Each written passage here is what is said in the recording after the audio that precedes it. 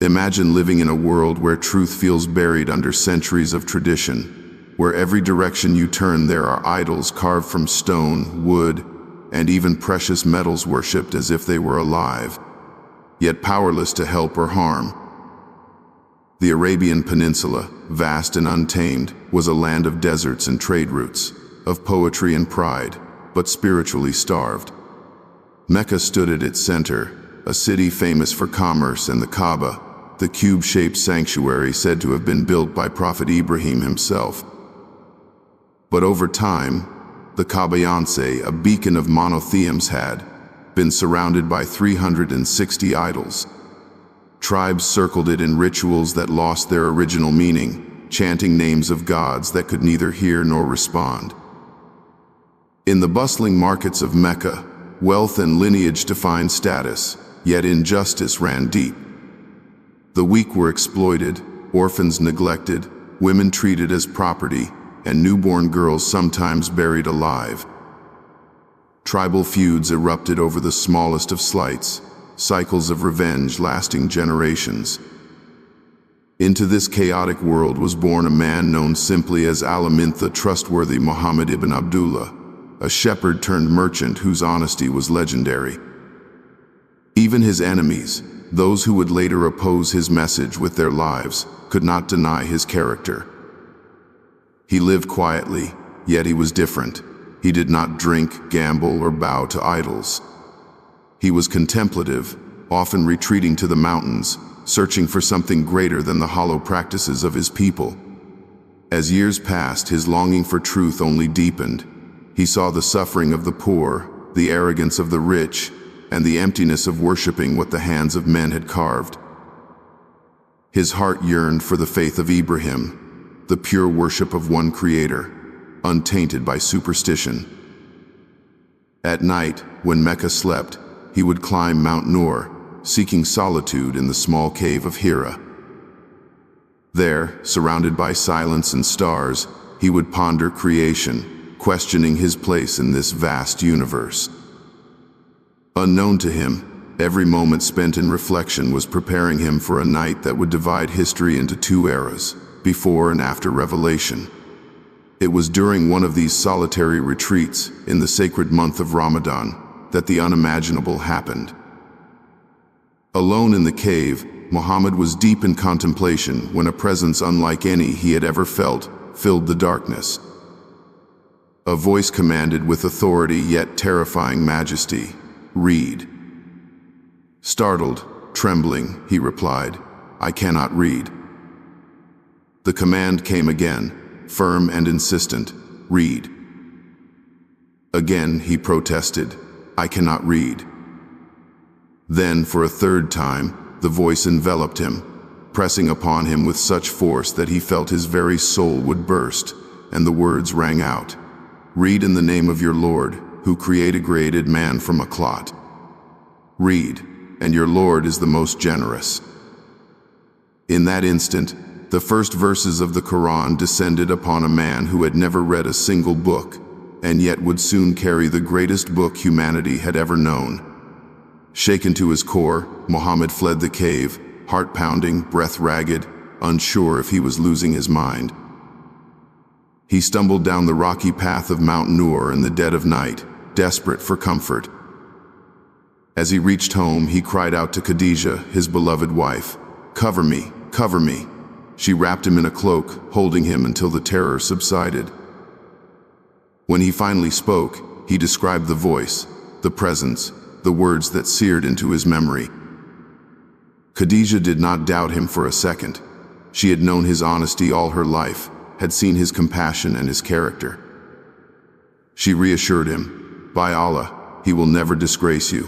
You maintain family ties, you bear others' burdens, you help the poor, you honor guests, and you support every noble cause." With those words, she became the first believer in Islam. But reassurance was not enough. Khadijah sought further clarity. She took Muhammad to her cousin, Waraka ibn Nawfal, a learned man familiar with the scriptures of the Jews and Christians. After hearing Muhammad's account, Waraka's face lit with recognition. "This is the same angel who came to Moses," he said. "If only I were young when your people drive you out." Muhammad, astonished, asked, "Will they drive me out?" Waraka replied, "No one has ever brought what you have brought except that they were opposed." It was the first glimpse of the trials that awaited him, a foreshadowing of years of struggle and sacrifice. In the days that followed, silence returned. Weeks passed without revelation, leaving Muhammad anxious and yearning. Then suddenly, the angel returned, bringing words of immense weight. "O you who are wrapped up, arise and warn." The call was no longer personal. It was a mission. He was no longer to seek solitude but to face society, to awaken a people asleep in heedlessness. These early revelations were short, urgent, and electrifying, calling to pure monotheism, warning of the day of judgment, and offering mercy for those who repent. They stirred hearts, especially among the humble and oppressed, who found hope in words that spoke of justice and divine compassion. Yet this mission was not without cost. The Quraysh, proud of their idols and their power, saw his message as a threat to their way of life. They mocked him, calling him a poet, a magician, even possessed. But Muhammad was undeterred. Strengthened by Khadijah's unwavering support and the quiet faith of a few companions, he began spreading the message discreetly. Abu Bakr, his closest friend, accepted Islam without hesitation and brought with him many others. Ali, a young boy raised in Muhammad's home, believed as soon as he heard the words. Zayd, the freed slave treated as a son, followed suit. Together, this small group of believers gathered in secret, reciting verses that filled their hearts with awe and peace. In a society drowning in injustice, the Qur'an's words were a lifeline, calling them to dignity, patience, and a higher purpose. For 3 long years after that first earth-shaking encounter in the cave of Hira, the call to Islam was not shouted from rooftops nor proclaimed in crowded markets. It was whispered quietly in homes, taught in secret gatherings, carried from heart to heart by those brave enough to believe in a single creator when the entire city bowed to idols. Muhammad, now a messenger of God, began carefully inviting those closest to him, family, trusted friends, and neighbors, knowing that even a whisper of this message could provoke anger from Mecca's powerful tribes. Each new revelation descended with profound weight, short yet piercing verses that exposed the emptiness of idol worship and called people back to the pure worship of the one God. These early chapters of the Qur'an, filled with oaths by the stars, the dawn, and the soul, spoke directly to the human heart, igniting reflection and awe. During this secret phase, the house of a companion named Al-Arqam became a sanctuary for the believers. There, away from the prying eyes of Quraysh, men and women would gather to learn the Qur'an, sometimes reciting until tears welled in their eyes.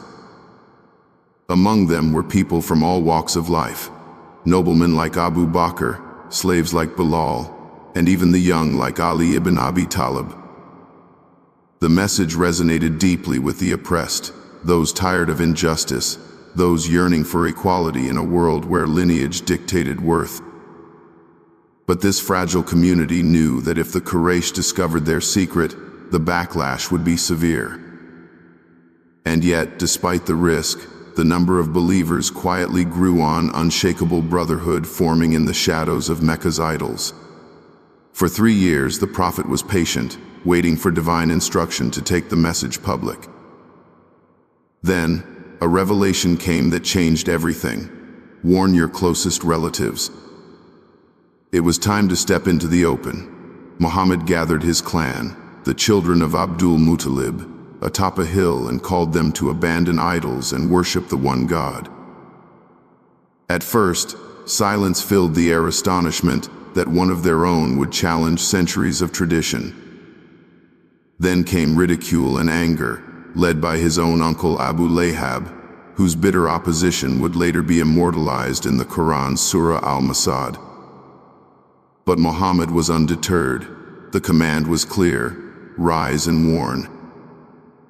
So he climbed Mount Safa, one of the city's most visible points, and called out to all of Mecca, "If I were to tell you an army is advancing upon you from behind this valley, would you believe me?" They replied, "Yes, we have never known you to lie." Then he said, "I am a warner to you before a severe punishment." The crowd erupted in outrage. "May you be ruined for this," Abu Lahab shouted, storming off in fury. The mockery had begun, but so too had the unstoppable spread of truth. The Quraysh were shaken. Muhammad's message threatened their religious authority, their wealth from pilgrimages to the idols, and the delicate balance of tribal power. They tried to stop him with bribes, offering wealth, status, and even kingship if he would only abandon his call. But he replied with words that still echo across centuries, "If they placed the sun in my right hand and the moon in my left, I would not abandon this mission." The Qur'an continued to reveal verses that emboldened the believers and exposed the arrogance of their opponents. Its language was unlike any poetry Mecca had heard, majestic yet piercing, comforting yet challenging. Some hearts softened immediately upon hearing it, while others hardened in pride and hostility. Persecution soon followed. Those who were weak and without tribal protection, like Bilal, faced the harshest torment. He was dragged into the scorching desert, pinned beneath heavy stones, and whipped under the blazing sun, yet he refused to renounce his faith, crying out, "Ahad, Ahad, one, one," in defiance of his tormentors. Others were beaten, starved, and mocked in public. Families were divided, fathers turned against sons, and mothers against daughters. Still, the revelations urged patience and promised reward for those who endured. Indeed, with hardship comes ease. The early Muslims' secret meetings could no longer stay hidden. As the message spread, so too did the Quraysh's outrage. Public insults escalated to threats, threats escalated to violence, and yet the believers held firm. When the Prophet walked through the marketplace, he was mocked, stones were thrown, and animal entrails were dumped on his back while he prayed. But even in these humiliations, the Qur'an offered solace, calling him to patience and reminding him of previous prophets who faced similar scorn. These verses transformed despair into resilience, assuring that truth, no matter how resisted, would prevail. The tension reached a breaking point. Quraysh leaders convened and agreed this message could no longer be ignored. If persuasion failed, then persecution must succeed. This marked the beginning of an era of open hostility, where believers were ostracized, starved, and in some cases, martyred for refusing to abandon their faith. Yet the more Quraysh tried to silence the Qur'an, the more its words spread, whispered in homes, recited in secret, carried in the hearts of those willing to risk everything for the truth they now tasted. In this phase of open proclamation, a remarkable shift occurred. The Qur'an's verses began addressing not just belief, but also the moral and social corruption of Meccan society. It condemned the hoarding of wealth, the mistreatment of orphans, and the burying of infant girls alive. It called for justice, mercy, and humility. These teachings were revolutionary in a culture defined by tribal pride and materialism, and they drew both admiration and fierce resistance. As the message gained followers from all classes, rich and poor, noble and enslaved, the Quraysh realized they were facing not just a spiritual movement, but a social revolution threatening to overturn their entire way of life.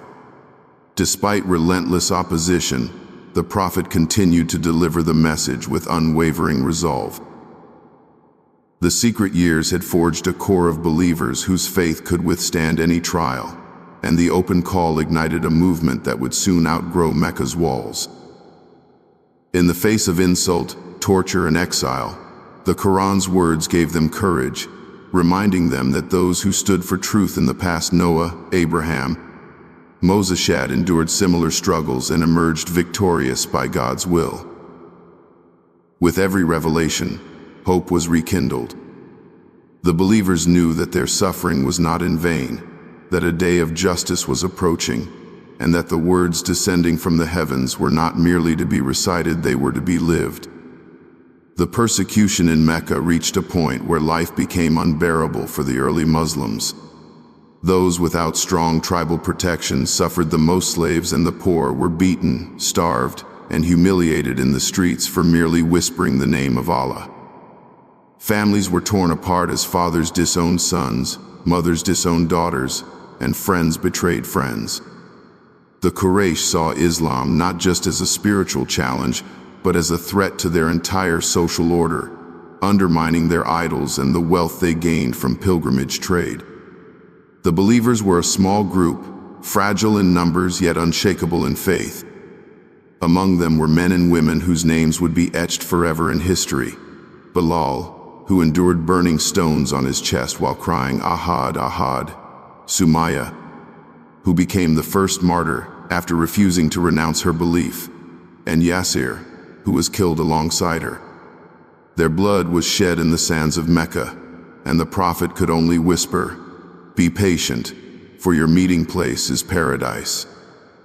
Amid this storm of persecution, a solution emerged, unexpected and extraordinary. Across the Red Sea lay the Christian kingdom of Abyssinia, ruled by a just king known as the Negus. Word reached the Muslims that this ruler did not tolerate injustice and offered refuge to the oppressed, regardless of their faith. The Prophet, concerned for the safety of his followers, advised some of them to migrate secretly to this distant land where they could worship freely. It was a heart-wrenching decision. Leaving Mecca meant leaving behind their homes, families, and everything familiar. Yet their love for Allah outweighed every worldly attachment. Quietly, under the cover of night, men, women, and children slipped out of Mecca in small groups, making their way toward the coast to board ships bound for Abyssinia. This was the first migration in Islam, an event that demonstrated both the severity of the persecution and the unwavering resolve of the believers. When news of the migration reached Quraysh leaders, panic set in. The idea that their former slaves and companions might find sanctuary and spread Islam in foreign lands enraged them. They dispatched envoys laden with gifts to the Negus, hoping to persuade him to hand over the refugees. Standing in the royal court of Abyssinia, the Quraysh emissaries painted the Muslims as rebels who had abandoned the religion of their ancestors and brought discord to Mecca. But when the Negus summoned the Muslims to explain themselves, something extraordinary happened. One of the emigrants, Ja'far ibn Abi Talib, recited verses from Surah Maryam describing the miraculous birth of Jesus and the purity of Mary. The words of the Qur'an, melodic and profound, moved the Negus and his priests to tears. He declared, "This and what Jesus brought come from the same source," and refused to hand them over. For the first time, Islam found protection beyond the borders of Arabia, a sign that its message transcended tribes and nations. Back in Mecca, the Quraysh were furious at their failure to retrieve the refugees. Their hostility toward the Muslims only intensified. It was during this time that another wave of hardship struck, an economic and social boycott imposed on the Prophet and his supporters. The clans that protected Muhammad, though not all believers themselves, were targeted.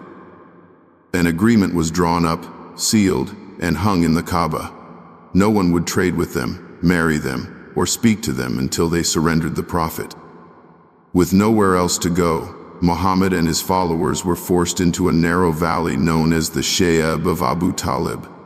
There, they lived in near starvation for 3 long years. The cries of hungry children echoed through the desert nights. Leaves, dried leather, and whatever scraps they could find became their food. The boycott was so severe that some believers fainted from hunger, and even basic medicine was denied to them. Despite the unimaginable suffering, the Qur'an continued to descend with words of solace and strength. Verses reminded the believers of the trials faced by earlier prophets: Noah mocked by his people, Abraham cast into the fire, Moses pursued by Pharaoh. These stories were not just history, they were lifelines, showing that endurance leads to triumph and that God's promise never fails. Even amid deprivation, the Muslims held on to their faith with greater conviction than ever. Their resolve bewildered the Quraysh, who could not understand how mere recitations could inspire such sacrifice. After 3 years, the boycott came to an unexpected end. A revelation reached the prophet that the agreement hung in the Kaaba had been eaten by insects, leaving only the name of Allah intact. When this was verified, even some among Quraysh were moved by the injustice of the boycott and pressured its end. Slowly, the Muslims emerged from the valley, physically weakened but spiritually unbreakable. Yet relief was short-lived, for soon after came one of the Prophet's most painful personal trials, the year of sorrow. In the same year, 2 of his greatest supporters passed away: Abu Talib, his protective uncle, and Khadijah, his beloved wife and companion. Their deaths left him exposed to increased hostility and deep personal grief. Seeking solace and support, the Prophet journeyed to the nearby city of Ta'if to invite its people to Islam. But instead of welcome, he was met with ridicule and violence. The people of Ta'if sent their children to pelt him with stones until his feet bled. He fled to a garden, where, sitting under a tree, he raised his hands in one of the most heartfelt prayers ever recorded. "O Allah, to you I complain of my weakness, my lack of resources, and my humiliation before the people. If you are not angry with me, I care not what I face." It was in this moment of despair that divine comfort arrived in a form more wondrous than ever before. The Prophet experienced the miraculous night journey and ascension, Isra and Miraj, where he was taken from Mecca to Jerusalem and then through the heavens. He met earlier prophets, witnessed the unseen realms, and was given the gift of 5 daily prayers, a spiritual anchor for his followers. This journey was a reminder that even in humanity's lowest moments, God's mercy is near, and that hardship is often followed by blessings beyond imagination. The trials of Abyssinia and the boycott were turning points in the early history of Islam. They forged a community bound not by blood but by faith, willing to endure exile, hunger, and pain for a cause greater than themselves. They showed that the Qur'an was not merely a book to be recited, but a force that transformed hearts, inspired courage, and united people across tribes and borders.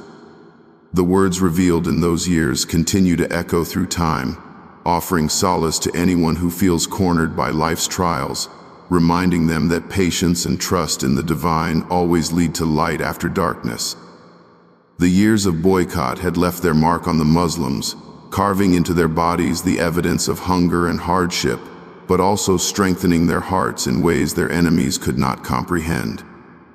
Yet just as they emerged from that valley of suffering, another wave of sorrow struck the Prophet with a force more devastating than any physical torment he had endured before. Within a short span of months, he lost the 2 pillars of comfort and protection in his life. Abu Talib, the uncle who had shielded him from Quraysh hostility despite never embracing Islam, passed away first. Only days later, Khadijah, the beloved wife who had been his companion, confidant, and first believer, breathed her last. Her absence left a void so deep that this year would forever be known as the year of sorrow. The Prophet walked the streets of Mecca now fully exposed, no longer protected by tribal bonds nor soothed by the gentle words of the woman who had believed in him when no one else would. Quraysh, emboldened by Abu Talib's death, intensified their hostility. Insults became harsher, physical assaults more frequent, and the Prophet's solitude grew heavier with each passing day. Seeking solace and perhaps a new sanctuary for his message, Muhammad turned his gaze to the nearby city of Ta'if, hoping its people might receive him with the openness Mecca denied. The journey there was long and heavy with hope, but what awaited him was cruelty almost beyond comprehension. Instead of welcome, the leaders of Ta'if mocked him, dismissed his words, and incited their children and servants to chase him out. Stones were hurled at him until his feet bled and his sandals filled with blood. Bruised, exhausted, and humiliated, he found shelter in an orchard on the outskirts of the city. It was here, under the shade of a tree, that he raised one of the most heartfelt supplications ever recorded, a prayer that still resonates with believers who feel broken and alone. O Allah, to you I complain of my weakness, my helplessness, and my humiliation before people. If you are not angry with me, I care not what I face. Yet your mercy is more expansive for me. I seek refuge in the light of your face, by which all darkness is dispelled, and every matter of this world and the next is set right. In that moment of utter vulnerability, divine reassurance descended not through relief from hardship, but through an unimaginable gift that would lift his spirit beyond the limits of this world. One night, as he lay in Mecca still reeling from sorrow, the heavens split open in a journey unlike any other. The angel Jibril appeared once more, bringing with him the Buraq, a radiant steed swifter than lightning. Muhammad mounted it, and in an instant, he was carried from the sacred mosque in Mecca to the farthest mosque in Jerusalem, a city sacred to prophets before him.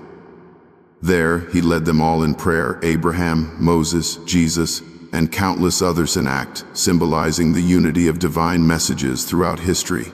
But this was only the beginning.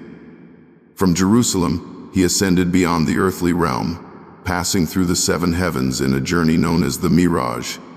In the first heaven, he met Adam, the father of mankind, greeting him with peace. In the second, he met John and Jesus. In the third, Joseph. In the fourth, Idris. In the fifth, Aaron. In the sixth, Moses. And in the seventh, Abraham, who stood leaning against the Kaaba of paradise itself. Each prophet welcomed him, affirming his role as the seal of prophets, the final messenger completing what they had begun. Beyond the seventh heaven, Muhammad was taken to the lote tree of the utmost boundary, a place so magnificent even the angel Jibril could not pass. It was here that the prophet experienced what no other creation had an audience with the divine. Words cannot capture what he saw, for no human eye has beheld it, nor human tongue fully described it. But from this meeting came one of the greatest blessings for his followers, the command of prayer. Initially prescribed as 50 daily prayers, it was, through the prophet's humble pleas and Moses' counsel, reduced to 5, yet retaining the reward of 50.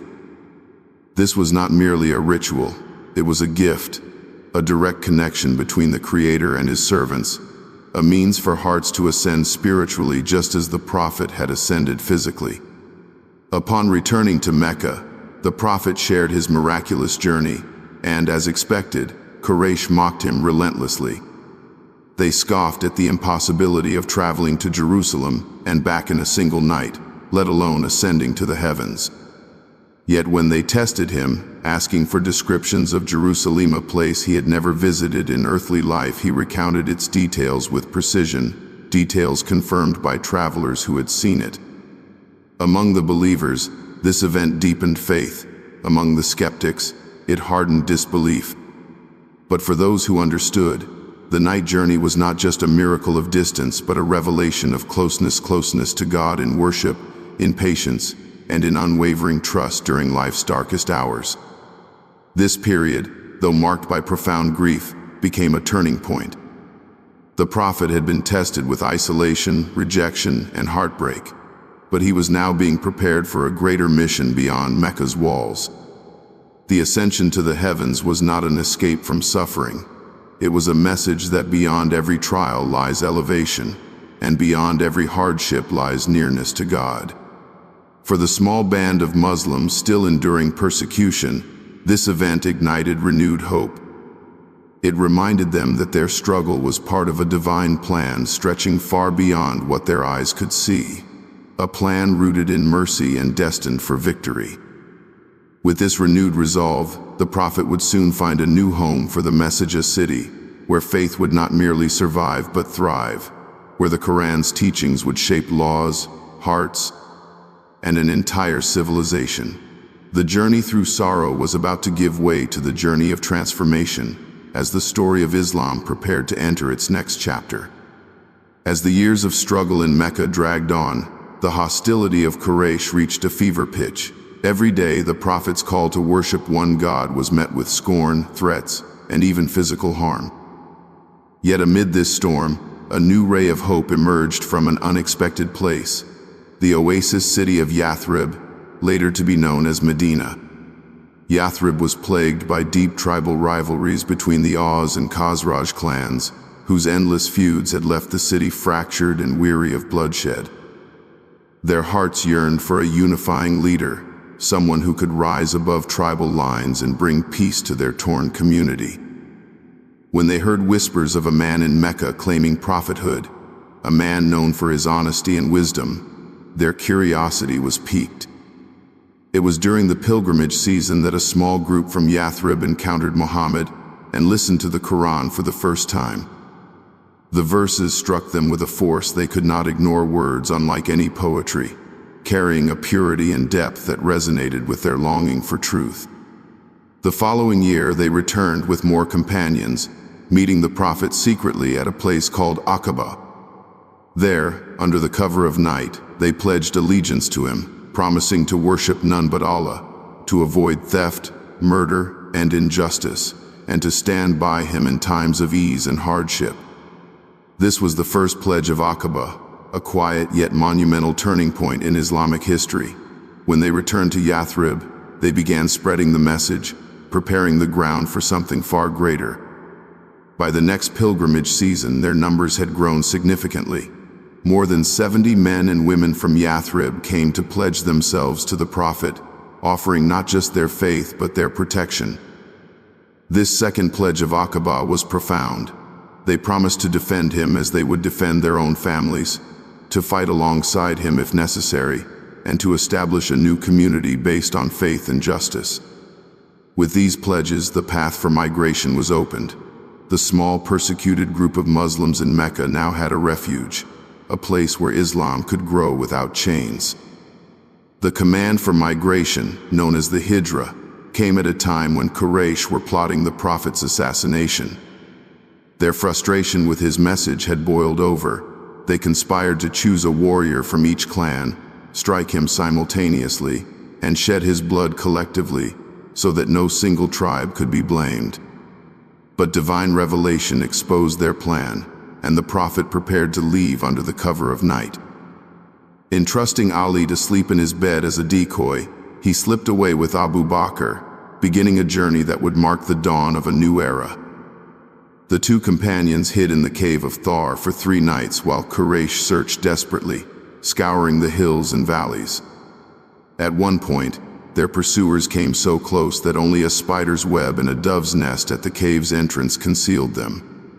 Abu Bakr, whispering in fear, worried they would be discovered, but the Prophet reassured him with words immortalized in the Qur'an. "Do not be sad. Indeed, Allah is with us." That assurance calmed hearts then, and continues to calm hearts today. After days of perilous travel, dodging patrols and surviving the harsh desert, the Prophet and his followers arrived safely in Yathrib. Their arrival was met with unprecedented joy. Men, women, and children lined the streets singing praises, welcoming the messenger of Allah with open arms. Palm trees swayed in the warm breeze, and hearts were lightened, as if history itself sighed in relief. Yathrib, from that day forward, would no longer be known by its old name. It became Al-Madina Al-Munawwara, the radiant city, Medina, illuminated by the light of prophethood.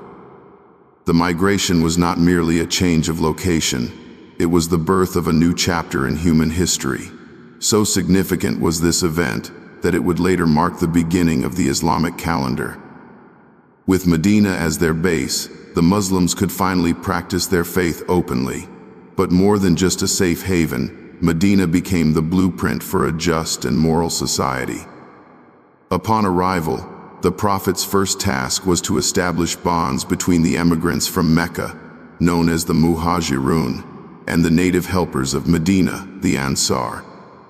These bonds were not mere symbolic gestures. They were deep, practical partnerships.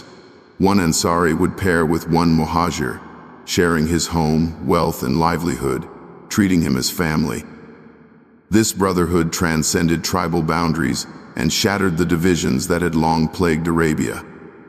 The Qur'an praised this unity, describing how the Ansar loved those who emigrated to them and gave preference to others even when they themselves were in need. Another foundational act was the drafting of the Constitution of Medina, a groundbreaking document in world history. It laid out rights and responsibilities for all citizens, Muslim and non-Muslim alike, ensuring religious freedom and collective defense. Jews, Christians, and Muslims were all part of this covenant, bound to mutual protection and justice. The Prophet established Medina as a pluralistic city-state, a model of coexistence at a time when such concepts were unheard of. Through these measures, the scattered tribes of Yathrib transformed into a unified community, the first Islamic society, built on principles of faith, compassion, and justice rather than lineage and power. As the Muslims settled into their new lives, revelation continued to descend, guiding them in matters both spiritual and societal. In Medina, the Qur'an began introducing laws and ethics that would shape the daily lives of believers. Instructions on prayer, fasting, charity, family rights, and commerce. It addressed disputes, uplifted the oppressed, and laid the groundwork for a balanced life centered on worship and service. These verses were no longer just calls to faith in the face of persecution. They were blueprints for building a thriving community rooted in divine guidance. For the first time, Islam was not merely surviving, it was flourishing. Yet peace was not absolute. The Quraysh of Mecca, enraged by the Prophet's escape and the growing strength of the Muslims, vowed to destroy this new community. The migration had only shifted the battlefield. The struggle for survival was far from over.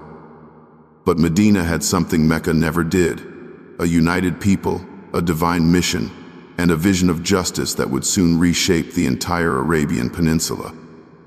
The stage was now set for the next great trials, the battles that would test their resolve, solidify their brotherhood, and prove to the world that faith in one God could overcome the mightiest of foes. The peace of Medina was short-lived.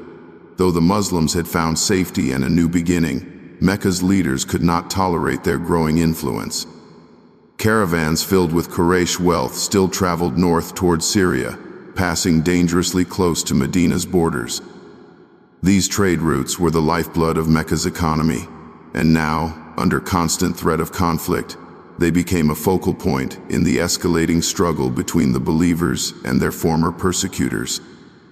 It was in this tense climate that the first major confrontation of Islam unfolded, the Battle of Badr. This was not simply a clash of armies, but a collision between two worldviews, one clinging to centuries of idolatry and tribal pride, the other carrying a new revelation proclaiming justice, mercy, and the worship of one God. News reached the Prophet that a caravan led by Abu Sufyan was returning from Syria, heavily laden with goods. A small Muslim force set out to intercept it, not with intentions of plunder, but to reclaim some of the wealth that had been unjustly seized when they were driven from Mecca. However, Quraysh learned of this plan and mobilized a powerful army of nearly 1,000 men to protect the caravan and crush the Muslims once and for all. The believers numbered only about 300 and were poorly equipped, many without armor or even proper weapons. Fear and anticipation mingled in their hearts as they camped near the wells of Badr. In that night of uneasy silence, the Prophet raised his hands in a prayer so intense that it echoed across the battlefield. "O Allah, if this group perishes today, you will not be worshipped on this earth." His tears fell into the sand as he begged for divine support, and the Qur'an answered, "I will reinforce you with 1,000 angels following one another." These words lifted the hearts of the believers. When dawn broke, the two forces met. The Quraysh, confident in their numbers, roared across the plain, but the Muslims stood firm, united under their faith. The battle began with single combat, 3 champions from each side stepping forward to fight. Then chaos erupted as the armies clashed. Against all odds, the Muslims prevailed. Angels, unseen by human eyes, struck terror into the hearts of the enemy. By day's end, 70 Quraysh lay dead, including many of their most prominent leaders, and 70 more were taken captive. The victory was decisive, a shock to Arabia, and a clear sign that divine aid accompanied the Prophet. The Qur'an would later describe this day as Yawm al-Furqan, the day of criterion where truth was distinguished from falsehood. For the Muslims, Badr was not just a military triumph, but a profound validation of their faith, a turning point proving that the small persecuted community in Medina was destined for something far greater. But triumph is often followed by trial. The following year, the Quraysh were determined to avenge their humiliation. They gathered an army 3 times larger than before, 3,000 men marching toward Medina with vengeance burning in their hearts. The Muslims, now numbering around 700, prepared for battle at the foot of Mount Uhud. Unlike Badr, where victory came unexpectedly, this confrontation would test them in ways they had never imagined. The Prophet carefully positioned 50 archers on a strategic hill, instructing them not to abandon their post no matter what happened, whether the Muslims were winning or losing. Their task was critical: to guard the rear of the army against a possible cavalry attack. The battle began, and once again, the Muslims fought with remarkable courage. Slowly, the Quraysh ranks began to crumble, and victory seemed within reach. The enemy retreated, leaving behind spoils of war. But then came a moment that would change everything. Seeing the Quraysh flee, many of the archers, believing the battle won, abandoned their positions to collect the spoils despite the Prophet's explicit command. Khalid ibn al-Walid, a skilled cavalry commander fighting for the Quraysh at the time, seized this opening. With his mounted troops, he circled around the hill and struck the Muslims from behind. Panic spread through the ranks. Confusion turned triumph into chaos. The Prophet himself was injured, his helmet shattered, his face bleeding, and rumors spread that he had been killed. Morale plummeted, and the believers scattered in disarray. Yet amid the chaos, small groups rallied around the Prophet, shielding him with their bodies and fighting desperately to protect him. Men and women alike displayed acts of astonishing bravery, standing firm while others fled. By the end of the battle, 70 Muslims had been martyred, including the Prophet's beloved uncle Hamza, whose body was brutally mutilated by the enemy. The grief was immense, but the lesson was even greater. Revelation descended, explaining that the defeat at Uhud was not a sign of abandonment, but a test. The Quran reminded them that obedience brings victory, and disobedience invites hardship, that prophets before had endured setbacks, and that perseverance through trials leads to ultimate success. The aftermath of Uhud was sobering. Medina mourned its martyrs, yet the community emerged wiser and more disciplined. The Quran's verses during this period instilled patience and reflection, urging believers not to despair. The message was clear: victory and defeat are both from Allah, and every hardship carries within it a lesson. These battles were not merely about swords and shields, they were about shaping character, forging unity, and preparing the believers for the monumental mission ahead. Even in loss, the Muslims were not broken. Their faith remained unshaken, their bond stronger than ever. The Quran continued to descend, verse by verse, guiding them through grief and reminding them of the eternal reward awaiting those who remain steadfast. This resilience would soon be tested again, for the Quraysh were not finished, and greater challenges loomed on the horizon, challenges that would push Medina to its limits and set the stage for one of the most extraordinary sieges in Arabian history. The wounds of Uhud had barely begun to heal when Medina faced yet another existential threat. The Quraysh, humiliated by their mixed results at Uhud and emboldened by alliances with neighboring tribes, resolved to wipe out the Muslims once and for all. This time, their plan was not a single army, but a coalition and unprecedented confederation of tribes and factions bound by one goal: the complete destruction of Muhammad and his followers. The Quraysh rallied their allies from across Arabia, including the Ghatafan and other powerful tribes, amassing an army of over 10,000 warriors. For the small community in Medina, this was not just another battle. It was a siege that threatened to erase them from existence. When news of the approaching force reached the Prophet, the urgency was palpable. Medina lacked the numbers to meet such an army in open battle, and a conventional defense would be hopeless. But inspiration came from an unexpected source, a Persian companion named Salman al-Farisi, who suggested digging a massive trench around the exposed parts of Medina. This was an unheard-of tactic in Arabia, foreign to the desert warfare of tribal raids, yet it was ingenious.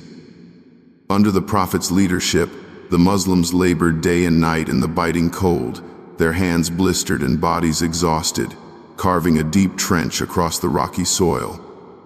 The Prophet himself joined in the digging, lifting stones, chanting supplications, and encouraging his companions with every strike of the pickaxe. In those long days of toil, verses of the Qur'an descended, promising relief to the steadfast and victory to those who trust in Allah. When the Confederate forces finally arrived, they were stunned. Accustomed to swift raids and open-field combat, they found themselves halted by a barrier they could neither cross nor bypass. Frustration mounted as days turned into weeks, the siege dragging on under harsh conditions. Supplies dwindled, morale wavered, and the biting wind cut through their tents at night. Inside Medina, fear and hunger tested the believers. Hypocrites among them spread rumors, whispering that God's promise of victory was empty and that doom was inevitable. Yet the Quran recorded this moment vividly, describing how the hearts of the believers reached their throats and how they looked upon the trench as both trial and testament of faith. Despite the terror, the Muslims stood firm, guarding the trench day and night, repelling every attempted breach with unyielding resolve. Among the Confederates was a tribe once allied with Medinatha Banu Qurayza who, swayed by Quraysh promises, broke their pact and plotted treachery from within. Their betrayal struck deep fear, for it threatened the city from both sides, yet divine intervention arrived in a way none could have predicted. Fierce winds swept through the enemy camp, overturning tents, extinguishing fires, and sowing chaos. The Confederates, plagued by internal mistrust and disheartened by their fruitless siege, began to withdraw in defeat. The Quran would later immortalize this moment, declaring that God himself had sent the winds and unseen forces to drive them away. This battle, remembered as the Battle of the Trench or the Battle of the Confederates, was less a clash of swords than a test of patience and strategy, a testament that faith and resilience could withstand even the mightiest of coalitions. With the Confederates dispersed, a new chapter unfolded in the struggle between Mecca and Medina. The Muslims, though still small in number, had survived every attempt to annihilate them. Their endurance and moral clarity began to shift the balance of power across Arabia. It was in this changing landscape that an extraordinary event occurred, an event that at first appeared as humiliation, but was later revealed to be one of the greatest victories in Islamic history, the Treaty of Hudaybiyah. In the 6th year after the migration, the Prophet set out with his companions, intending to perform the pilgrimage to Mecca. They carried no weapons for battle, only the simple provisions and sacrificial animals required for worship. Clad in the garments of Ihram, their intention was purely peaceful: to visit the Kaaba, the house built by Abraham and Ishmael, and fulfill an ancient rite now denied to them by Quraysh hostility. As they approached Mecca, however, Quraysh barred their entry, sending armed riders to block the pilgrims from entering the city. Tensions mounted as negotiations dragged on, and for days, the Muslims camped at a place called Hudaybiyah, uncertain if bloodshed would erupt. Eventually, a treaty was drafted. Its terms seemed lopsided. The Muslims would return to Medina without performing the pilgrimage that year, but would be allowed to return the following year for 3 days. Any Meccan who fled to Medina without guardian consent would be returned to Mecca, but not vice versa. Many companions were disheartened by these conditions, feeling humiliated and wondering why they had agreed to what appeared a surrender. Yet the Prophet accepted the treaty, seeing beyond the immediate terms to the broader strategy. Revelation soon confirmed his insight. Indeed, we have given you a clear victory. This treaty, though seemingly unfavorable, opened a period of peace that allowed Islam to spread rapidly without the constant shadow of war. Tribes that had stood on the sidelines now witnessed the Muslims as a rising force, bound by law and principle, not chaos and vengeance. The months following Hudaybiyah proved the wisdom of this truce. Freed from perpetual conflict, the Muslims reached out to neighboring tribes and even foreign rulers, sending letters inviting kings and emperors to Islam. Their message traveled to the courts of Byzantium, Persia, and Abyssinia, planting seeds that would later blossom far beyond Arabia's deserts. Meanwhile, the Quraysh, bound by the treaty they themselves had signed, were forced to watch as Islam grew stronger day by day, attracting allies and reshaping the political map of the region. Yet Hudaybiyah was not merely a diplomatic milestone. It was a spiritual triumph. It demonstrated restraint when anger was easy, patience when pride demanded retaliation, and trust in divine wisdom when human foresight failed. The companions, who once questioned the treaty's fairness, later saw it for what it truly was, in the doorway to a victory greater than any they could have imagined, a peaceful conquest of hearts that would soon lead to the conquest of Mecca itself. The years of tension after Hudaybiyah simmered with an uneasy calm. For the first time in years, the swords of Quraysh and the Muslims rested, but hearts still burned with memories of bloodshed. The treaty, though binding, was fragile, and both sides watched each other warily. In this breathing space, Islam flourished. Tribes across Arabia, no longer pressured by Meccan hostility, approached Medina in growing numbers to learn about the new faith. The balance of power began to shift. Where once the Muslims were the hunted, they were now recognized as a rising force. Yet Mecca still loomed as the heart of Arabia, its idols crowding the Kaaba, its leaders clinging desperately to the old ways. The day would come when these two worlds collided, but it would arrive not through ambition or conquest, but through betrayal. 2 years after the treaty, a fragile peace was shattered. One of Quraysh's allied tribes, in violation of Hudaybiyah's terms, launched a treacherous night attack on a Muslim allied tribe, killing men in cold blood and seeking sanctuary in Mecca afterward. This blatant breach of the pact forced the Prophet to act. The Muslims had kept every condition faithfully, but Quraysh's betrayal could not go unanswered. Quietly, preparations began. Unlike the hasty skirmishes of earlier years, this would be a deliberate and decisive march, a culmination of patience, strategy, and divine promise. The Prophet called upon allies, rallying 10,000 believers, the largest force Arabia had ever seen. What made this army extraordinary was not just its size, but its unity. Men who once fought each other at Badr and Uhud now stood shoulder to shoulder under the banner of one God. Tribes reconciled through faith rather than bloodlines. The march toward Mecca was deliberate and disciplined, cloaked in secrecy to avoid bloodshed. As they approached, campfires lit the horizon, thousands of flames flickering in the night sky. Quraysh, caught off guard by the sheer scale of the approaching force, felt fear ripple through their ranks. Abu Sufyan, the longtime adversary of Islam, ventured out to negotiate. Once a staunch enemy, he now stood humbled before the Prophet, witnessing firsthand the mercy and justice that had fueled this movement. He embraced Islam not out of coercion, but out of recognition that the truth he had fought so long was undeniable. When the army entered Mecca, it was not with the vengeance of victors, but with the humility of worshippers. There were no massacres, no plundering, no humiliation of the defeated. The Prophet's head bowed in gratitude as he entered the city. riding not in arrogance but in submission to God's promise fulfilled.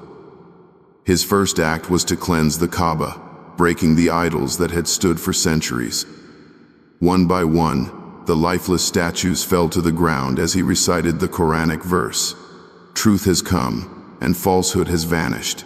Indeed, falsehood is bound to vanish."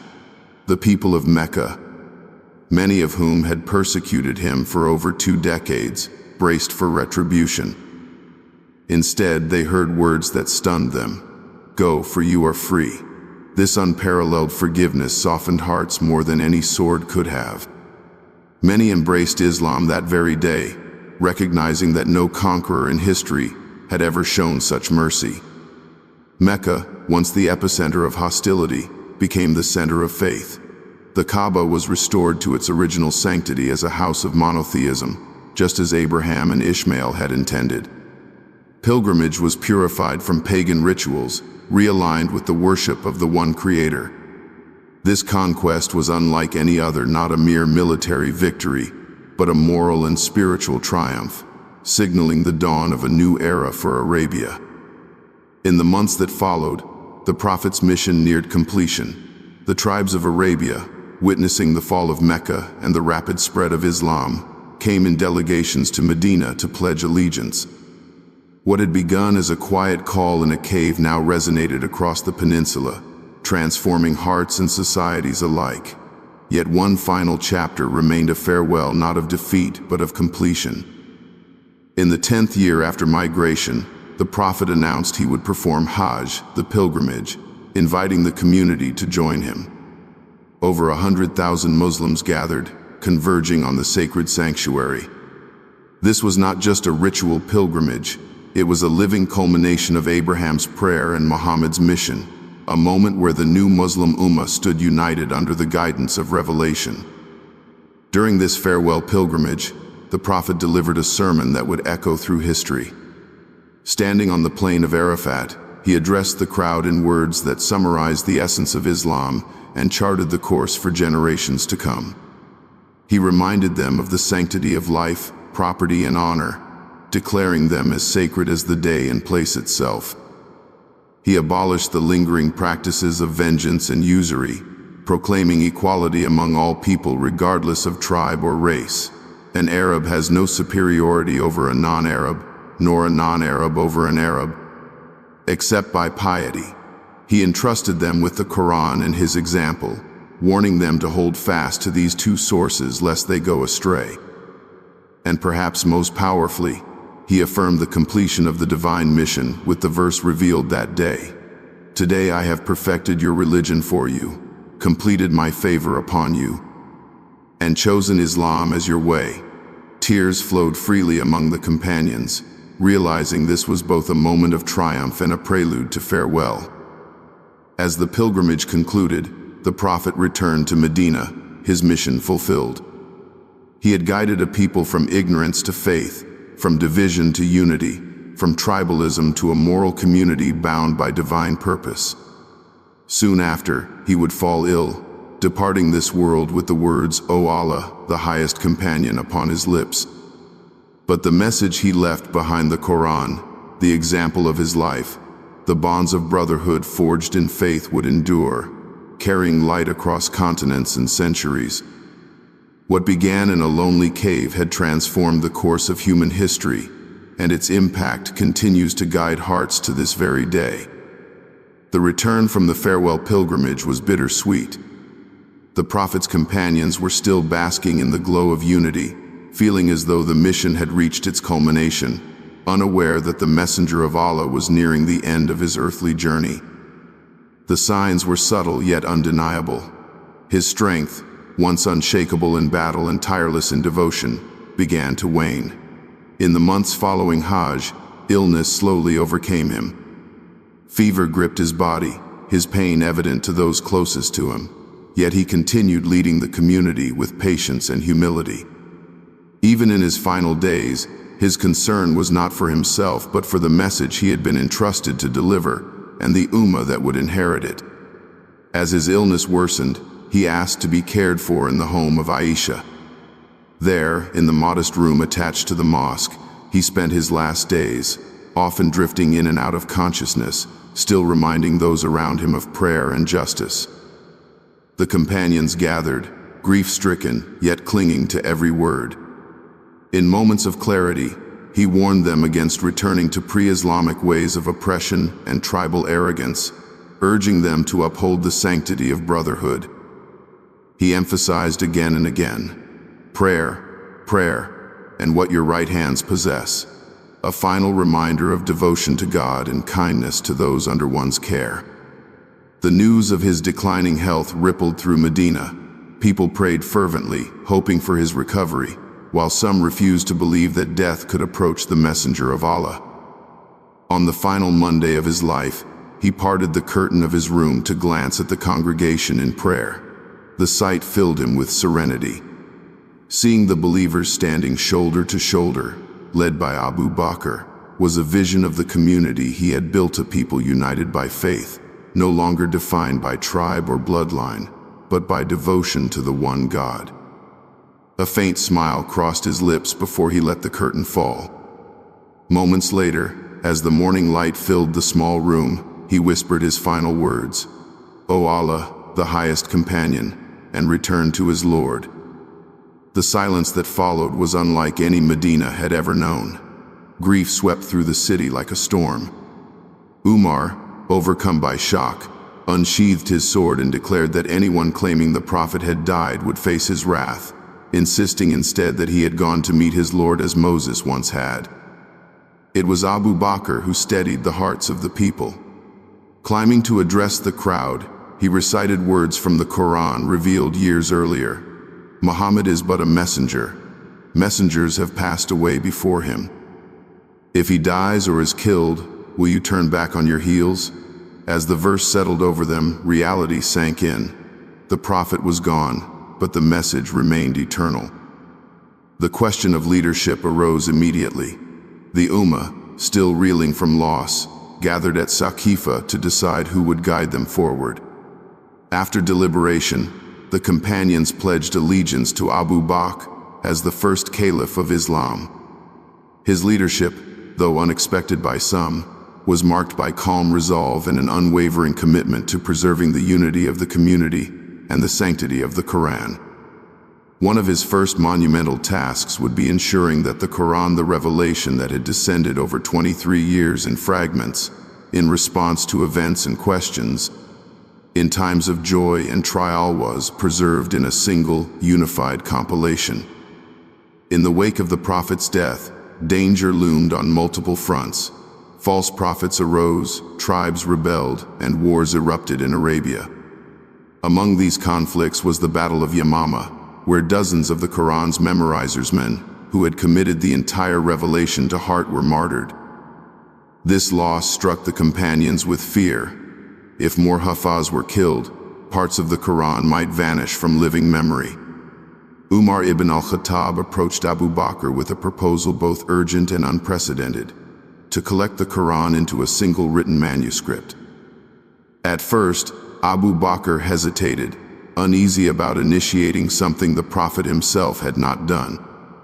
But after reflection and prayer, he recognized the necessity of this effort to safeguard the revelation for generations to come.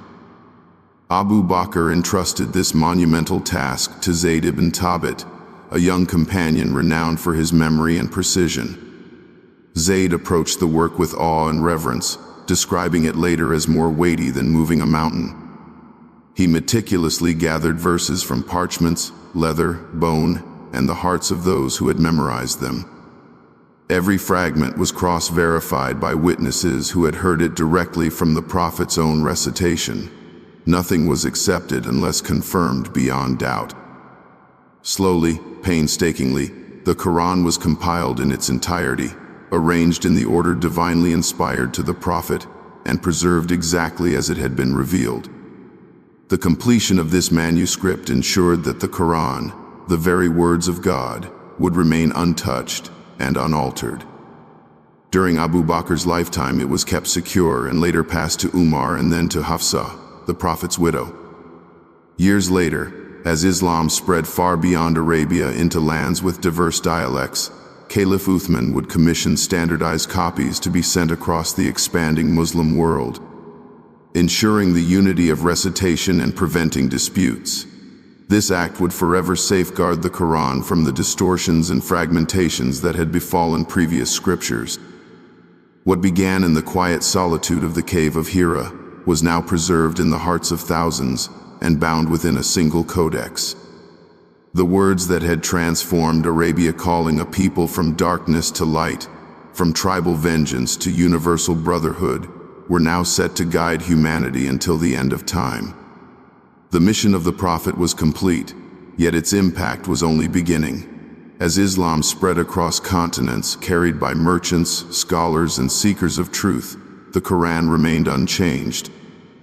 Recited in every corner of the world in the same language and words revealed more than 14 centuries ago.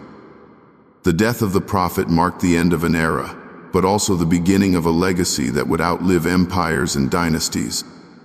The companions, though grieving, carried forward his mission with unwavering resolve, knowing that their trust was no longer in one man, but in the message he had delivered. Through their sacrifices, the Quran became not just a book, but a living reality, guiding prayer, shaping law, and inspiring hearts in every generation that followed. In the years that followed the Prophet's passing and the careful preservation of the Quran into a single manuscript, the message of Islam began to move beyond the confines of Arabia. What had once been a small community in Mecca, persecuted and driven to secrecy, now stood as a rapidly expanding civilization fueled not by conquest alone, but by a transformative message that spoke to the human soul. The Quran, recited in the same melodic Arabic in which it was revealed, became the heart of this expansion. It was not carried merely as a text, but as a living experience, memorized and recited by men, women, and children whose lives were shaped by its verses. As caravans set forth to distant lands and armies marched to secure the borders of the new Muslim state, the Quran traveled with them not as a relic of the past, but as a guiding light for the present and the future. Under the leadership of Abu Bakr and later Umar ibn al-Khattab, the Muslim community transformed from a fledgling group into a polity stretching across vast territories. Cities like Damascus, Jerusalem, and later Cairo and Baghdad came under the banner of Islam, but it was not swords alone that won hearts. It was the moral revolution carried by the Quran. Its call to justice resonated with the oppressed in Byzantine and Persian lands. Its emphasis on charity and equality struck chords in societies long stratified by class and lineage, and its insistence on the dignity of every human being offered hope to slaves and outcasts. Unlike many conquerors who imposed their cultures upon the defeated, the Muslims carried a message that uplifted and transformed without erasing local traditions, as long as those traditions did not violate the principles of justice and monotheism. As Islam spread, so too did the recitation of the Quran. It was heard in the mosques of Medina and the palaces of Damascus, on the lips of shepherds in North Africa and merchants in the markets of Persia. Entire generations dedicated their lives to memorizing it, preserving it not only in written form but within the living hearts of the faithful. This oral tradition became one of Islam's greatest strengths. No matter where Muslims went, the melody of the Quran remained unchanged, unaltered by time or geography.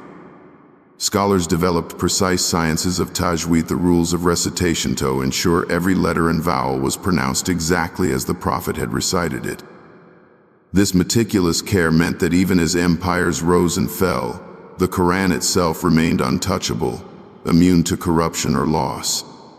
Centuries passed, and the Quran became the cornerstone of a civilization that contributed immeasurably to the world. Inspired by its emphasis on knowledge and reflection, Muslim scholars pioneered advances in medicine, astronomy, mathematics, and philosophy. Universities like Al-Qarawiyyin and Al-Azhar emerged as centers of learning, attracting students from across continents. The Quran's verses urging contemplation of the heavens spurred advancements in astronomy. Its calls for justice informed legal systems, Its reverence for life influenced hospitals and charitable institutions. Through translation, commentary, and dialogue, the Quran's moral and intellectual framework quietly shaped human thought far beyond the boundaries of the Muslim world. Yet despite its universal reach, the Quran never lost its intimate, personal impact. A farmer in the fields of Andalusia could find solace in the same verses that comforted a scholar in Baghdad. A mother in the deserts of Arabia teaching her child to recite Surah al-Fatiha was participating in the same legacy as countless generations before her. In every era of hardship, wars, invasions, colonialism, the Quran served as an anchor, reminding believers of their purpose and connecting them to a tradition larger than themselves. The Mongol invasions, the fall of Baghdad, even the fragmentation of Muslim lands could not sever this bond. Wherever Muslims went, the Quran went with them, carried not just in their books but in their prayers, their language, and their hearts. Today, more than 14 centuries after the first command to read was uttered in the cave of Hira, the Quran remains the most memorized book in the world, recited daily by millions in every corner of the globe. Its verses are heard in the call to prayer echoing through bustling cities and quiet villages alike, in the whispers of the devout at dawn and the collective voices of worshippers in Ramadan nights. Despite the passage of time, the words remain unchanged, their rhythm undiminished, their relevance undimmed. For believers, this continuity is not mere tradition, it is a living miracle, a testament to the divine promise that the Quran would be preserved, uncorrupted, until the end of time. But beyond the rituals and recitations, the Quran continues to call humanity to something deeper, a life of purpose, justice, and compassion. Its timeless themes speak as urgently today as they did in the deserts of 7th century Arabia: to care for the orphan, to honor the dignity of every human soul, to stand firm against oppression, to remember that this fleeting life is but a prelude to an eternal one. In every age, its words challenge hearts to rise above selfishness and heedlessness, to see beyond divisions of race and tribe, and to recognize the shared humanity rooted in our Creator. The story of the Quran is not simply a historical timeline, it is a living continuum.